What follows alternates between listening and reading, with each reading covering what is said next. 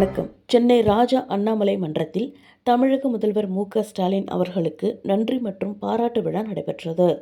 தமிழ்நாடு கோயில் மனையில் குடியிருப்போர் சங்கம் சார்பாக இந்த பாராட்டு விழா நடைபெற்றது. முன்னதாக இந்த நன்றி பாராட்டு விழாவிற்கு தமிழ்நாடு கோயில் மனையில் குடியிருப்போர் சங்கத்தின் மாநில தலைவர் வி.ஏ. பாலசுப்ரமணியம் அவர்கள் தலைமை வகித்தார். மாநில பொருளாளர் எஸ். ஏழுமலை அவர்கள் வரவேற்புரை வழங்கினார். இந்து சமய அறநிலையத்துறை அமைச்சர் பி.கே. சேகர்பாபு அவர்கள் சிறப்பு பாராட்டு உரை வழங்கினார். அப்போது பேசிய அவர், எப்பொழுதும் மக்களுக்காக உறுதுணையாக இருக்கும் ஒரே கட்சி திராவிட மாடல் ஆட்சிதான். மக்களின் துயர் நீக்கும் ஒரே கட்சியும் அதுதான். எனவே வருகின்ற தேர்தலில் நீங்கள் அவர்களை வெற்றி பெற செய்ய வேண்டும் என்று கூறினார்.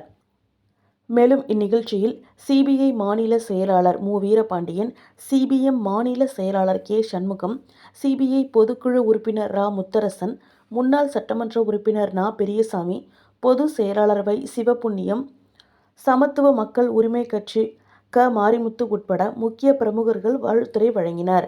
அதன் பின்னர் பேசிய சங்கத்தின் மாநில தலைவர் வி.ஏ. பாலசுப்ரமணியம் அவர்கள் தெரிவித்திருப்பதாவது, தமிழ்நாடு முழுவதும் பரவியுள்ள கோயில் மனையில் குடியிருக்கும் லட்சக்கணக்கான குடும்பங்களுக்கு வாடகை 50%, குடிசை வீடுகளுக்கு 75% வாடகை குறைப்பு செய்து அரசாணை வெளியிட்ட தமிழக முதல்வருக்கு நன்றினை தெரிவித்துக் கொண்டார்.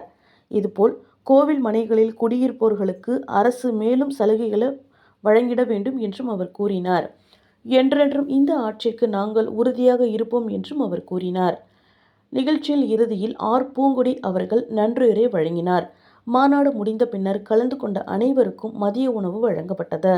நிகழ்ச்சிக்கான ஏற்பாடுகளை தமிழ்நாடு கோவில் மனையில் குடியிருப்போர் சங்கத்தினர் மிக சிறப்பான முறையில் ஏற்பாடு செய்திருந்தனர்.